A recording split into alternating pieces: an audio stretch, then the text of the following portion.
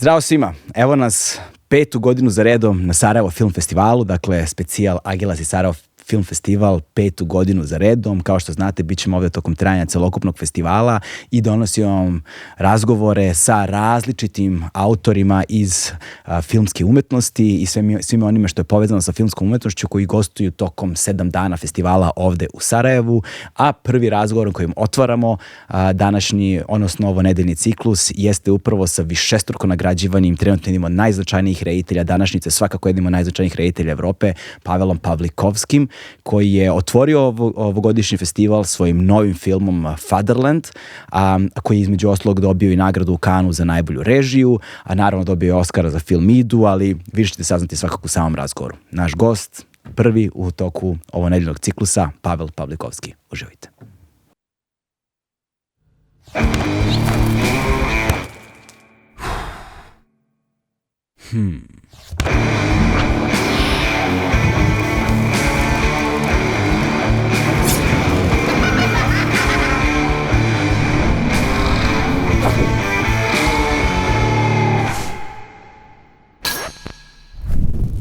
Pawel, welcome.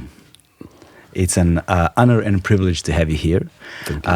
And let's kick off this conversation, a bit lighthearted. You have a long history with the Sarajevo Film Festival. Mm-hmm. So how many times have you been here so far? I think physically it's my 3rd time, but I have 4 films in the festival.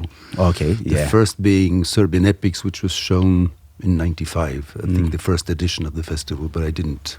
Yeah, I wasn't here at the time. Yeah, but I visited the city, many times before and in between. So it wasn't just the festival that brings me to. So how Bosnia. do you find it over the years? Well, interesting. I was here before the war, the Bosnian war, and it was slightly different spirit. I mean, I loved it. It felt very Yugoslav in the best possible sense. Yeah. Now it's got, this kind of flavor of, touches of Dubai and other things. But, it's different. History moves on. The world is splitting. So, but there's still the Raya feel. Yeah. And there's enough for me to keep my lover afloat. So the festival started with an official opening ceremony, and at the opening ceremony, your film was shown throughout different various cinemas in the city. Fatherland. So how was the premiere night in Sarajevo? It was I think it was great, especially in the big open air screening, which I remember from Cold War and Ida. Yeah, it's a magical space. I love that space because it's huge and it's intimate at the same time, very intense, and having the buildings around and the hills in the back and the sky, it adds something to the film. Exactly. I think it's wonderful. And it's a bit brave decision to choose a black and white film for the opening ceremony for the film festival. Yeah, they did it with Cold War and it seemed to work. So it's so not so brave. But I think the audiences are kind of guaranteed here, so I don't think you have to kind of worry about whether people are going to stay away. I know black and white films are not watched on the streamers much, but I think on the open air screening in Sarajevo, it's not a risk. Yeah. So a question: is it safe to call it a trilogy now?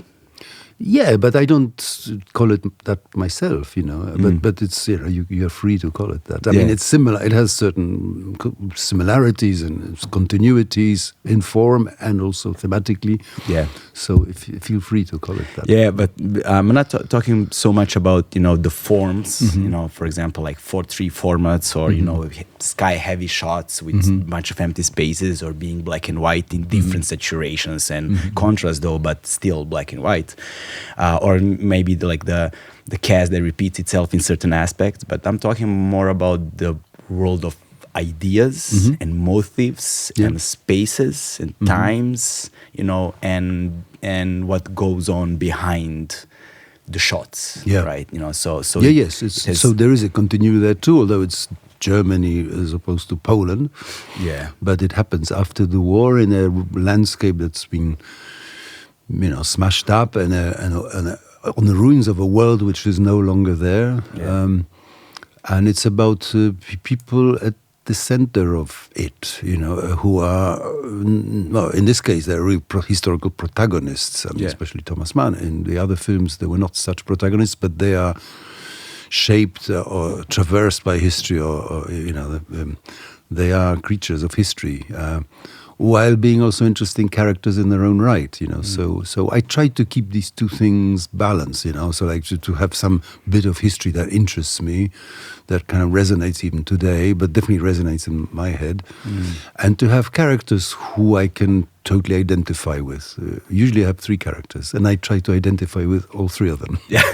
And I do identify with them. And it's a very specific time frame that you choose. It's right after the Second World War, throughout next 15 to 20 years, but focusing on the late 40s, early 50s, early 60s, early 60s. In Ida, it goes a bit longer, but because it will follow the romance of a couple for many years. But there's the dichotomy of East and West, and the clashes and the promises and failing to fulfill those promises in the ideology of both worlds, and your characters kind of stuck and torn in between those with no escape or solution, which tells a story of its own. Like when you're watching those 3 films back to back. But there's this one thing: once you watch Ida, then you watch Cold War, but then with Fatherland, it opens up this whole new dimension, the possibility of interpretation, because choosing Tomasa Mana is a very brave thing to do, considering the monumental statue that he has in German identity culture. Yeah, maybe if I were German, I wouldn't risk it. I'd try to be a bit more thorough, because I didn't choose Tomasa Mana, but I've known Tomasa Mana ever since I started reading adult literature. So, I mean, somebody I'm aware of, and I read most of his books, not all, but I wasn't interested in explaining him or like presenting him. I was interested in that particular situation, him, his daughter, and his son in the summer of 1949, So that was very specific. I treated them like fictional characters. I wasn't weighed down by the expectations that I'm making a film about Tomasa Mana. And in fact, I try to kind of strip back all my knowledge to not to get bogged down in too much knowledge, because in the end, the film has to be alive on screen and not to explain anything. But with such a huge characters, like in literature, but also as human beings in personal life, it's kind of impossible to to completely dissolve the context of who they are and what they represent in order to put them in a film. But I have him defined by this situation and by his family relations, so he's not such a huge character. He's not so monumental in this film. He's quite I mean, we see both his sides, and that's the kind of interest. Exactly, but also you kind of chose to change a couple of historical facts in order to make the film work. So even though it's not historically accurate, you manage to stay true to what it represents. Yes, but it was a risk. I mean, I had a slight misgiving, changing the chronology of what happened, but also some of the characters as well. So, but in the end, so, I mean, to cut it short, I mean, the journey that Tomasa Mana undertakes to Germany, first of all, it took months, I reduced it to 5 days. He was driving with his wife, Katja, who was much less interesting, dramatically speaking, and the driver was a man called Motschan, who was the owner of the Buick. But the fact is that they drove in a Buick. Also, the truth is that Erika, who I put in instead of Katja, who was a great driver. She was a rally driver, so I thought, why shouldn't she drive? And also that she was his personal assistant. She just refused to go on this particular journey. And it's also true that Klaus Mann committed suicide while Tomasa Mana was on a lecture tour, but he was in Stockholm at the time. So I kind of shifted things around, but essentially the emotions are more or less true. I mean, the emotional setup, also the historical setup is more or less true. Then I also took some liberties with the tangential figures, so I made Grundgens, the Nazi actor, the favorite of Goering's, who was Klaus Mann's lover and Erika's first husband. I put him into this banquet in Frankfurt, which probably is historically not true, but it was a good idea. Yeah. And also Betty Knox, a lover of Erika's, bring her into it just tangentially. So I took a lot of liberties, and the Wagner brothers, the grandchildren of Richard Wagner, I put them in there just to give that space a more definition, just to show how in West Germany suddenly the former life is suddenly rehabilitated and it's kind of back on the scene. And how else could I do it? So I kind of took certain liberties, but I think they're kind of truthful to that situation and to the emotions of the main characters. Yeah, but all of those things, when put together, somehow they wonderfully work, because it seems like that you truly let film unfold in audience's head. Because you create a still shot which is impregnated with potential for like ideas and motives, and there is a lot going on in it, and you let it breathe. Yeah.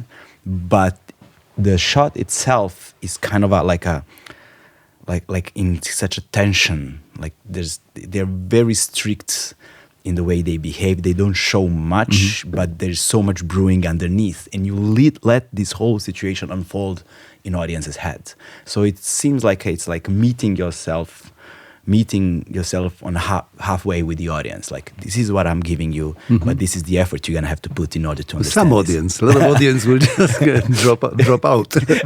But that's also, you just have to accept that. Yeah. So, but I mean, the very first shot is like 6 minutes of a static shot, a guy sitting on the floor and talking on the phone. Yeah. If people don't leave the film, then they will stick around till the end. Until the end. But I don't think people appreciate how difficult it is to walk that fine line in between being so rich in potential, but not being too hermetical in understanding. Yeah. So how do you find this line, and how much time you spend actually thinking about this? I just exercise my judgment, myself, what I'd like to see. I mean, I'm the only judge of it, and I hope that that I'm not going to disappear into some hole on my own.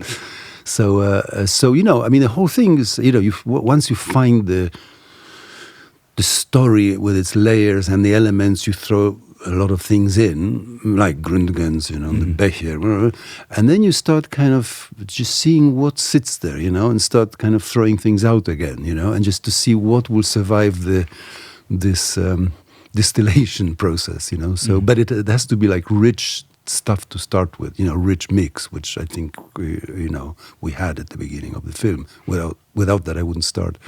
So and then you kind of make sure that each scene, that it's clear what's going, that it's a kind of clear situation that can be photographed interestingly, that the actors will have stuff to do without having to use dialogue to explain what they think or feel, show, because not tell.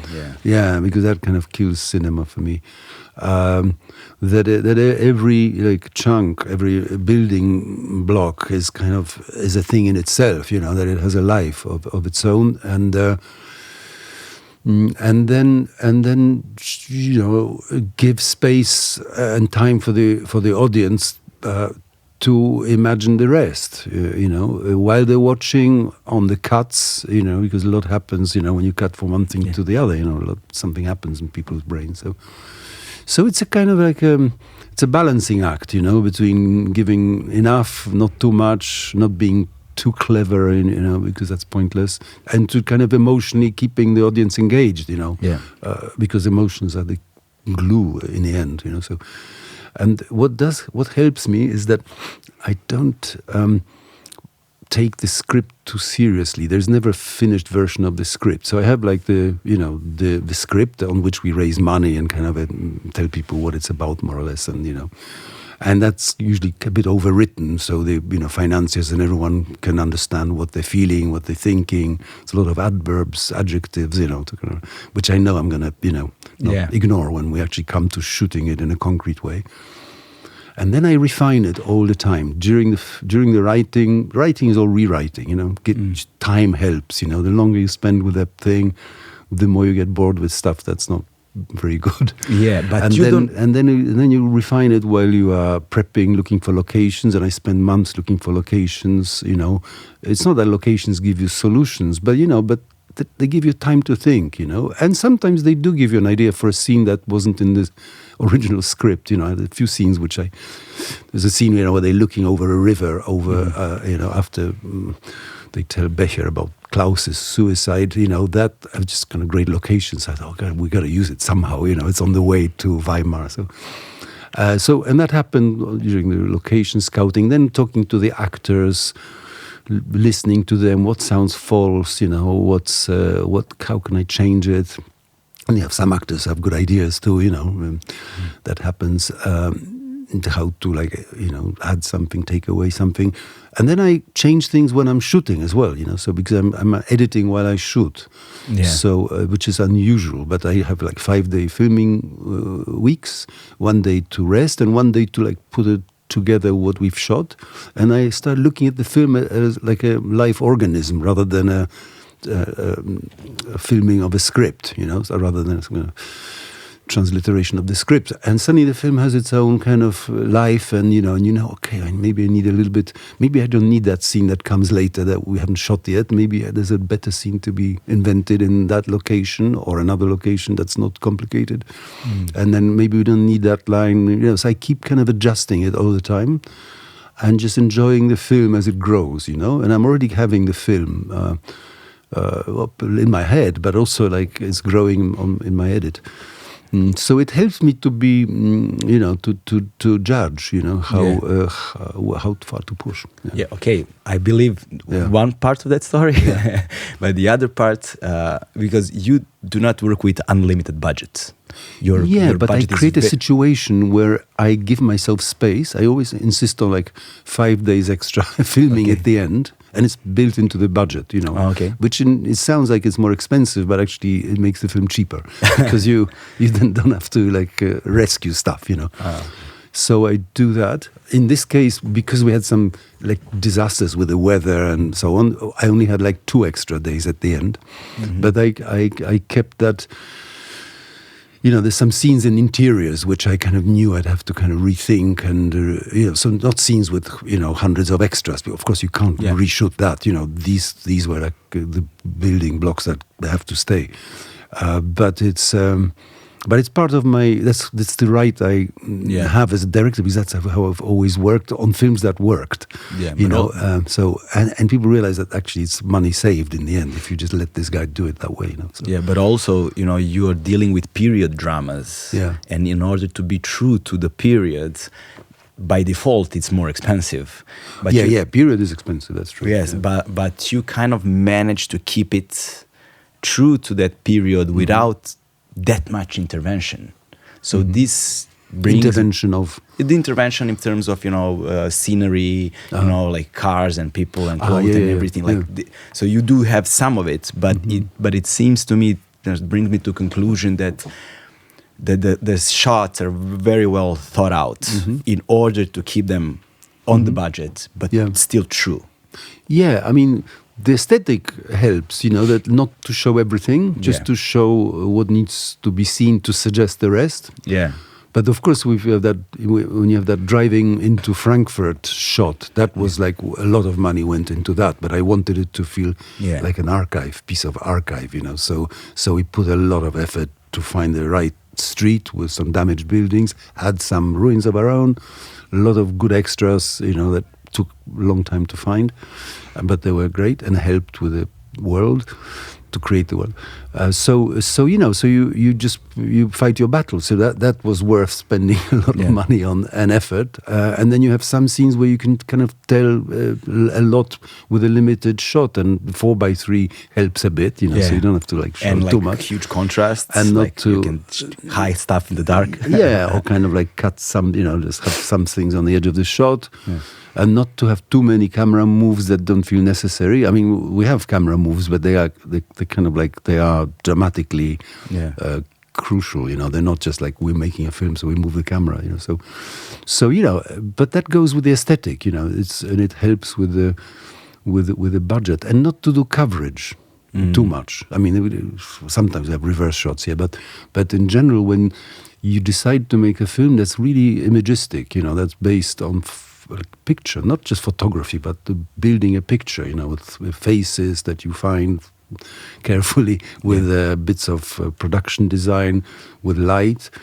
So when that's your basic unit, then you learn to do the mise en scène in terms of the image, and not to have the camera translate the script into shots, and then which you then kind of sort out in the edit. So that actually that saves you a lot of pointless effort, just kind of have this one strong shot that suggests a lot, and then you do 2 scenes in a day, maybe, and everyone says, how do we cover ourselves, how do we, because if it doesn't work, then in a cutting room you're stuck. You just, you don't have any. But the thing is, if you kind of keep it simple, make sure that every situation is kind of true and rich and interesting, and find the right image, then that's how you build the film. And it's not that expensive. But finding those extras, because so many shots, for example, in Ida, in Cold War, with audience when they perform, in public lectures with Tomasa Mana, in various different situations, you have such an emphasis on those faces, even though they are extras. So and you'd say it yourself, it takes a meticulous picking those people. What is the idea, your guiding idea when picking them? Boy, you try to get good faces that don't feel like people today, that are not transformed by TV and TikTok and all that stuff, and that don't have any kind of facial improvements, but in Fatherland, the challenge was huge, because in Cold War and Ida, the landscape wasn't so vast, whereas here we have the very intimate story with these 2 characters, chamber piece in a way, but against the kind of historical landscape. So to find these crowds and to make them be part of the production design, you really had to find really good faces. So we took months and months casting in, which kind of confused the producers. They said, "Oh, come on, the extras, you just find them, a few weeks before." But no, we did a major search in every location where we were filming, and we had files, and we did casting of extras, So then, in each location where we had the crowd scenes, it became like a painting, it became like moving faces, this guy there, this woman here, it was quite funny, how we were just arranging extras in space while the actors were waiting for the for the moment, but it paid off, because then that's the world, and you see, in Weimar is certain type of extras, in Frankfurt another type, in the streets somebody else. So we had these files with intellectuals, students, former Nazis, communist idealists, communist apparatchiks, thieves. It's quite funny. But these are all concepts that you play with at the same time. No, it was just to make the film feel interesting and alive. Yeah, but I don't. Yeah, well, so that's my interpretation. It's not a concept. I mean, it's just how to make it work, And we have a historical film shot in 2025. That's how do you make that work? Partly it's the design, but we don't have that much money for design. But a lot of it is people that you put in the shot. Yeah, of course. But also, when having Tomasa Mana giving lectures about Goethe, being in Weimar, we know about Weimar classicism, right? and the ideas that came out of it, with Schiller, with Herder, with Goethe itself, and the particularity of the time of Weimar classics, which happened after the French Revolution, during and after French Revolution, and the way they saw this new world coming, and there's big parallels in their ideas and the world of the time with the world and the ideas of the time that you show in your films, and those are like suggested in a way in Ida and Cold War, but choosing Tomasa Mana as a protagonist and those locations and those topics like outright, in third film tells me it was deliberate. Yeah.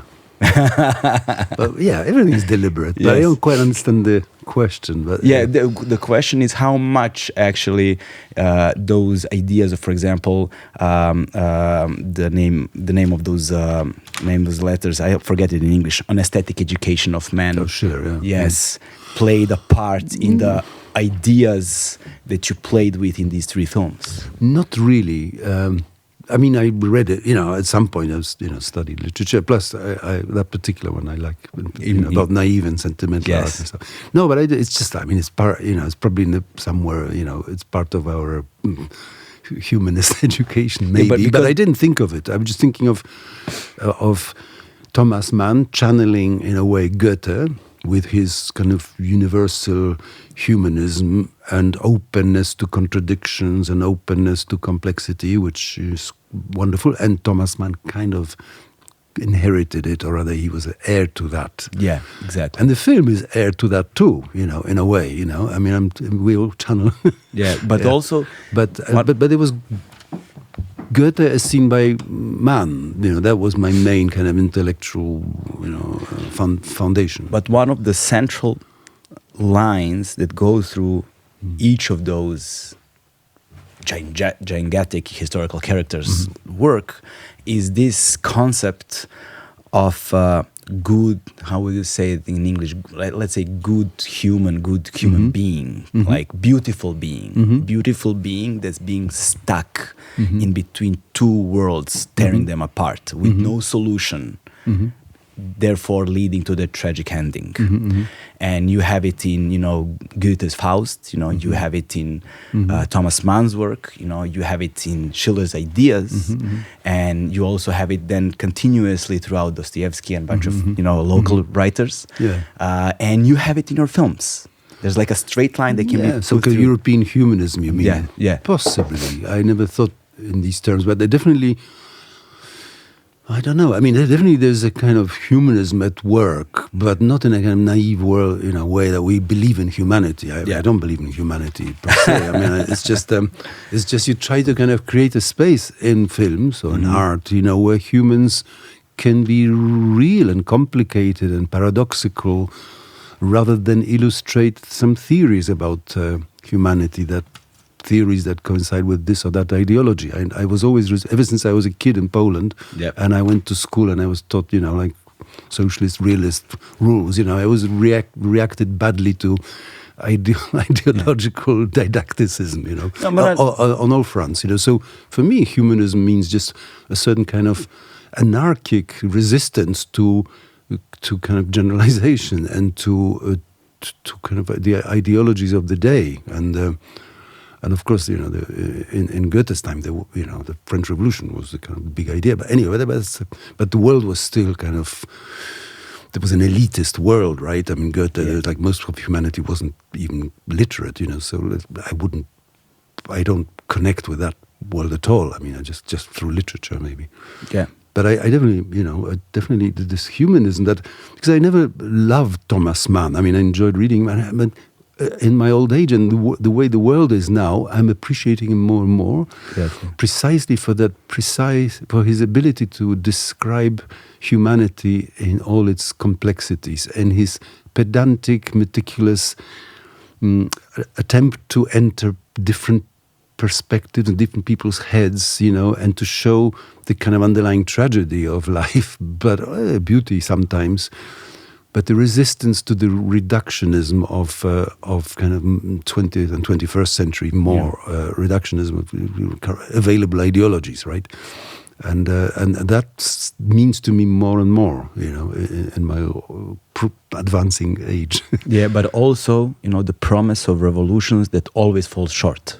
Yeah. And there's people stuck in between those worlds, not being able to manage. And you can find these naive and sentimental or naive and aesthetic in characters like those, the dichotomy of them, the opposition of them, the differences between them. Ida and Victor would be the Zula and Victor would be the perfect example of it.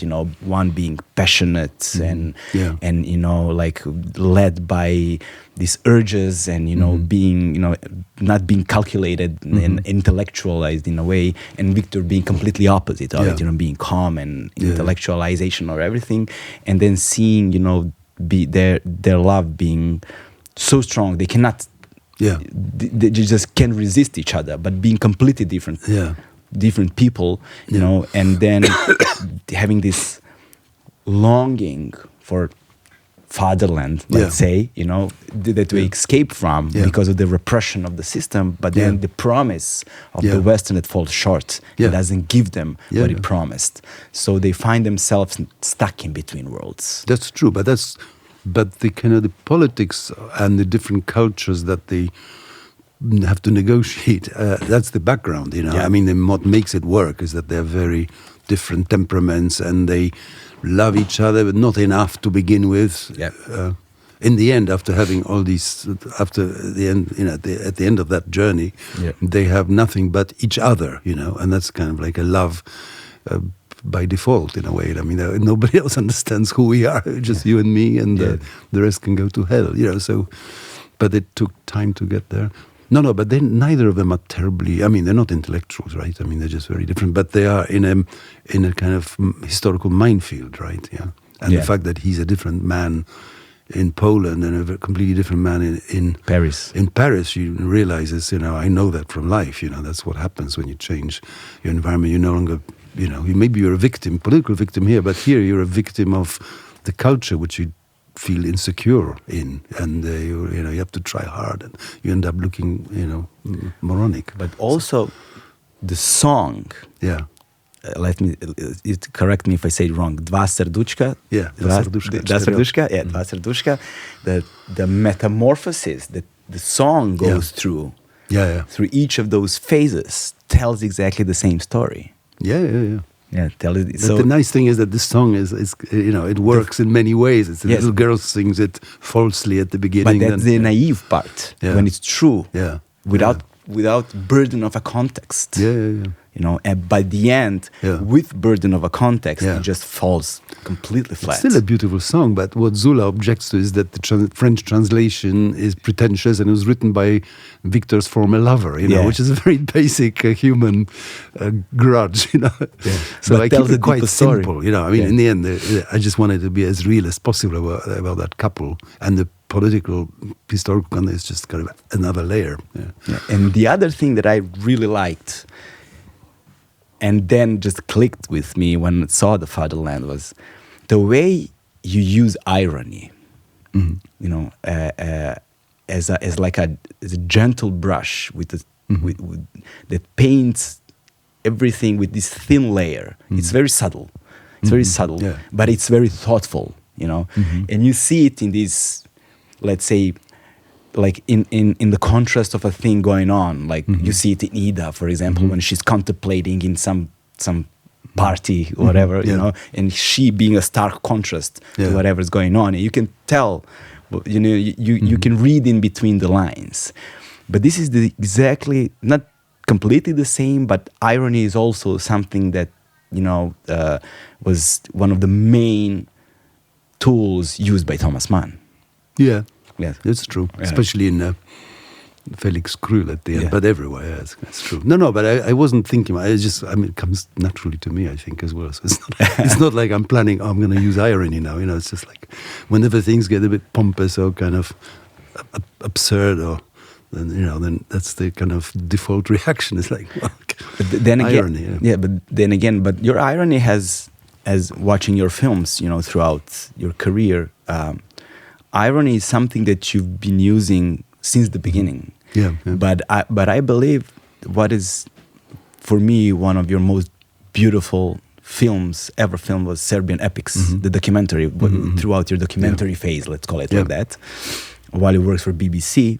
And Serbian Epics, there's this, if I had to choose one thing from that film, you know, it would be you letting the characters talk long enough to show themselves.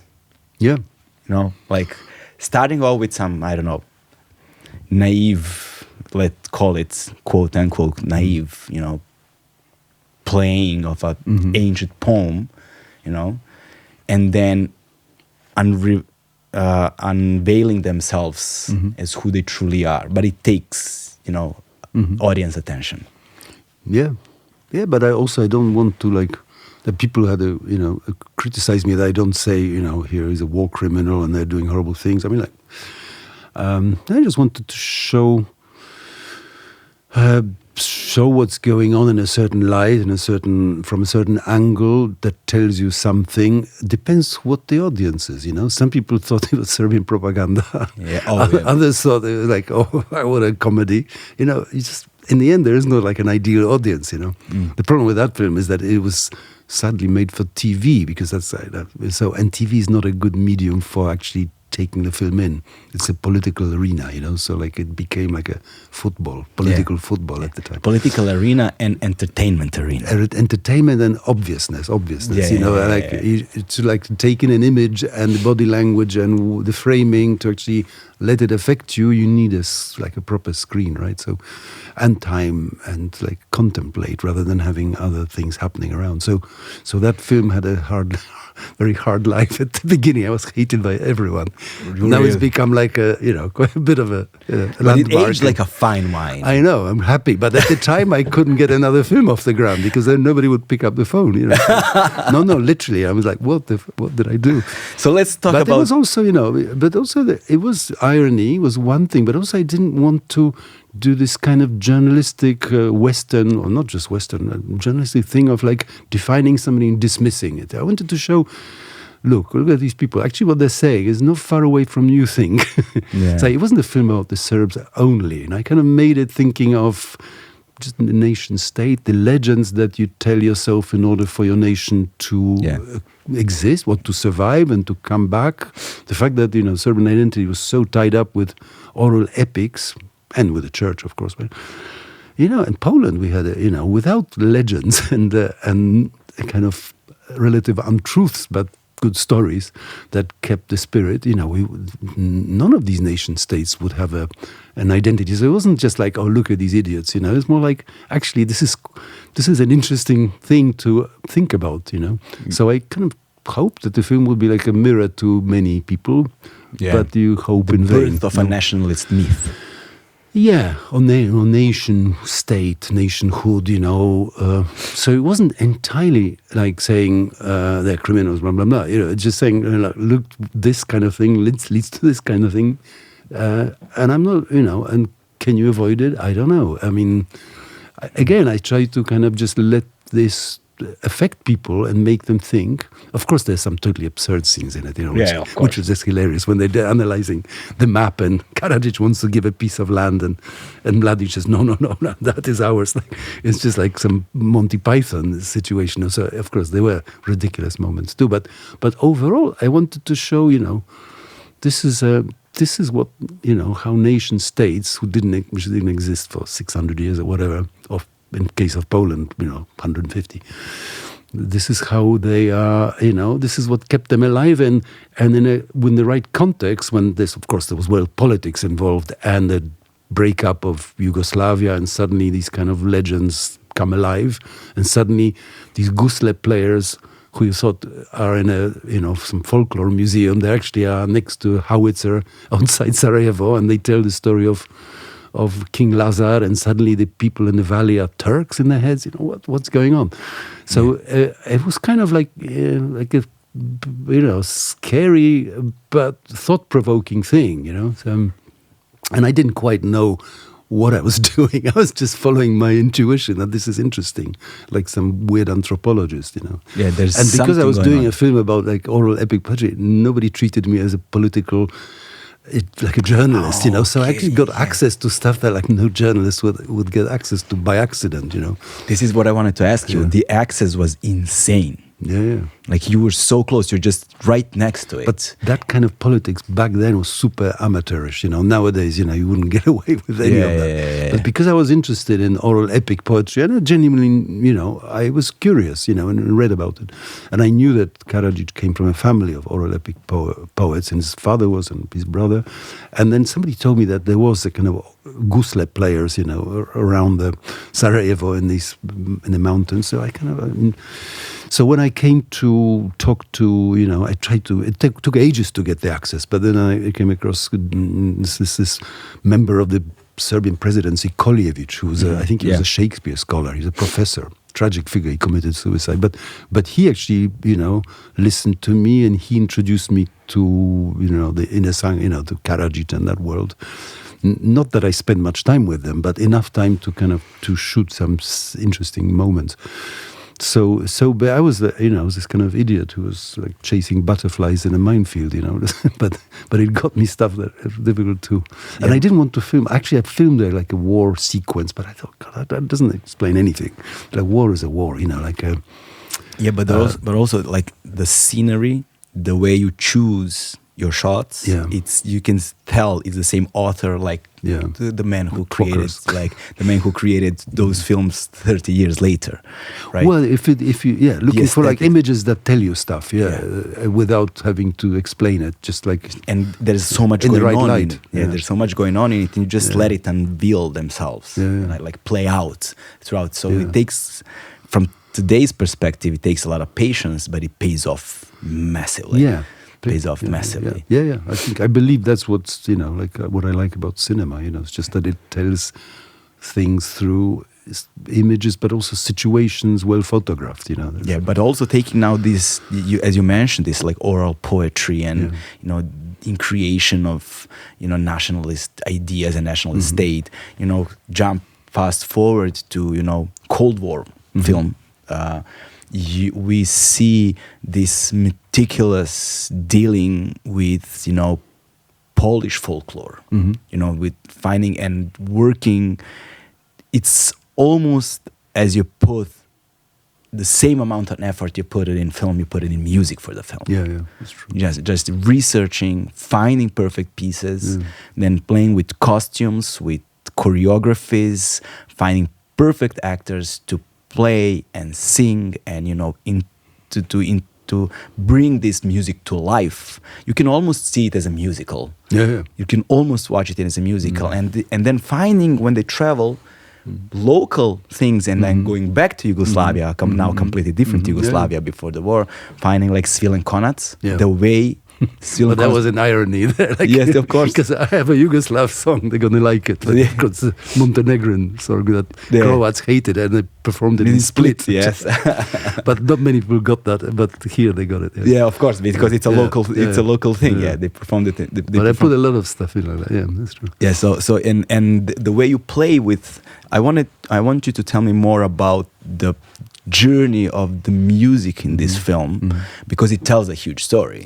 And also you use it as a tool to cut through, time periods. For example, the old woman playing the harmonica tune, transitioning into bebop. Yeah, you recognize. Good. Yeah, the same way. It's good.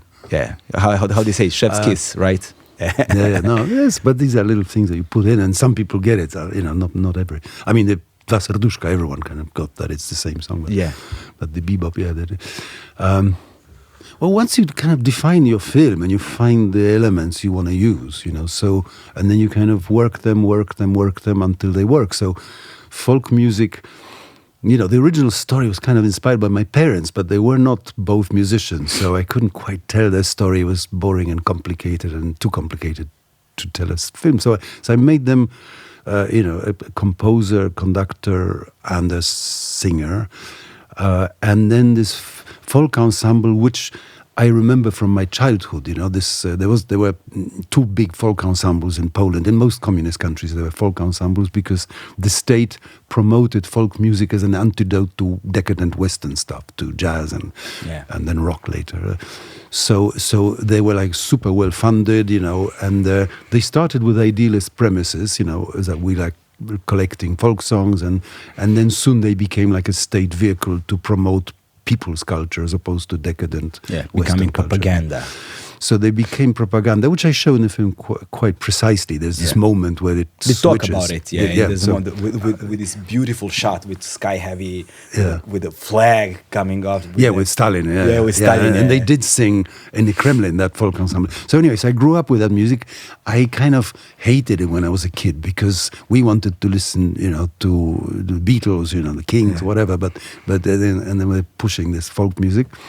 But then, when I went back to Poland, I kind of went to hear them. They still exist, this folk ensemble, and it was absolutely breathtakingly beautiful, the music and the dance. So I thought, great. So this is a good vehicle for the whole film, and these songs are wonderful. And then I decided to, I chose two songs or three in fact, that would be good at transforming into jazz and chansons or whatever later. A friend of mine who's a great pianist kind of did the adaptation or the kind of instrumentation for me, Marcin Masecki. And then I asked, and then I went to a lot of folk festivals in Poland, in the summer. So I found some good musicians with good faces who could appear at the beginning of the film. And there was a big research effort as well. I mean, it's all about the effort you put in to actually find stuff, And then I taught them the songs that this folk ensemble was singing. They didn't actually sing them originally. Actually, kind of the music became like sophisticated later, but I made it more primitive towards the beginning of the film. Yeah. So that woman with the accordion, that wasn't part of the repertoire. I just said, can you do that and make it sound like you would do? Yeah, but it sounds authentic. It sounds authentic, and that was kind of in her spirit. So she wasn't, she wasn't doing anything that was unnatural to her. But so these three tunes actually became like the emotional glue of the film in a way, and then defined the relationship of the heroes. First, Victor and his Irena, his sidekick, in the folk ensemble, and then his relationship with Zula. But that was fun. I mean, music, so that's the fun part of every film. Yeah, choosing the music. But then going back now to Ida. We are going back also to this aesthetic education of men from Schiller, because now you have this pure dichotomy also with two characters, right? With her aunt, and herself, and she being such a pure, naive, stoic, contemplative soul, searching for answers in her life, and then having her aunt being this complete mess, contradictory character who played in her, let's say, so-called and quote-unquote previous life, playing her part in this, being as a public judge, or she was a state prosecutor, state prosecutor, Stalin, in show trials. Yeah, show trials. But then again, going through her deep personal tragedy herself, that completely, and dealing with those things, the dynamic of their lives, it's like those naive and sentimental in a way, right? I didn't think of that, but maybe. Yeah, but then in the end, what the film shows me, and this is, my interpretation of it, but, maybe I'm not right.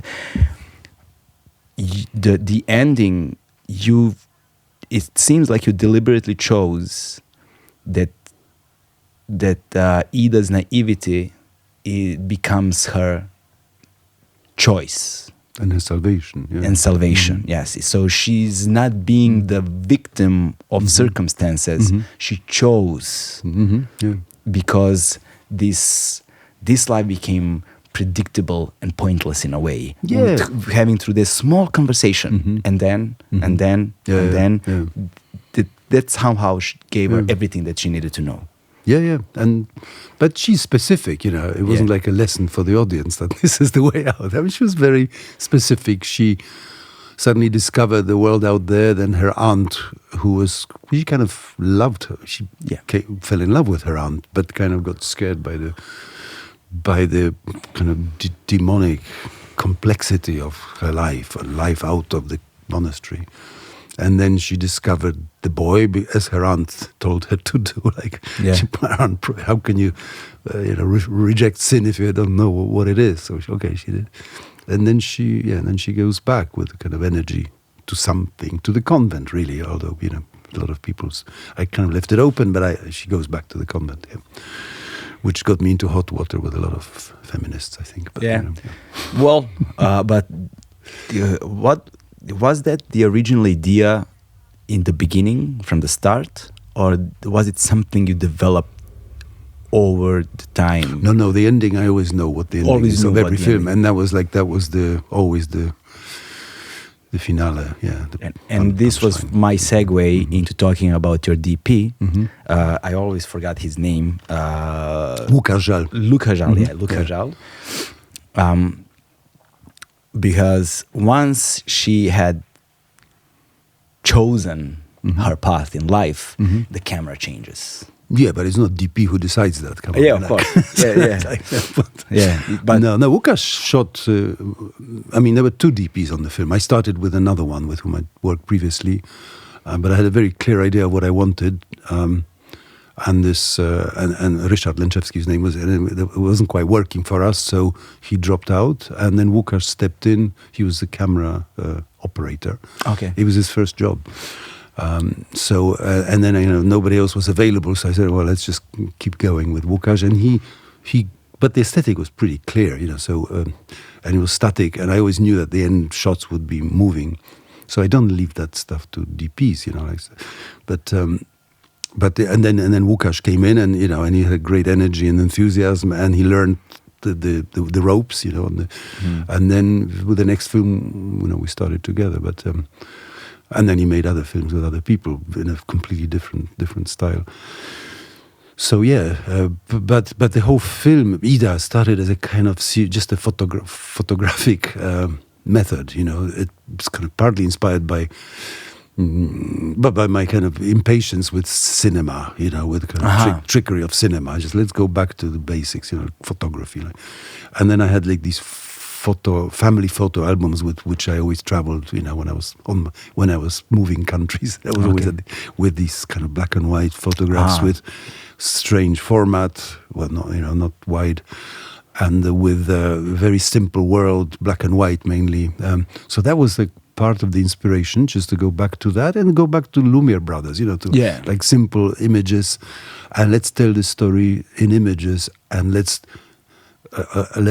think of the mise en scène in terms of a strong image rather than camera having to do coverage of a scene, as written. It's more like that's the basic unit, is a good shot, good photograph, or it's an image, not just photograph. It's other stuff than lighting in an image, and then let's make the action kind of work around that, and that was an interesting discipline, because you then start being kind of much more inventive, if you don't give yourself the freedom to cover a scene, do coverage.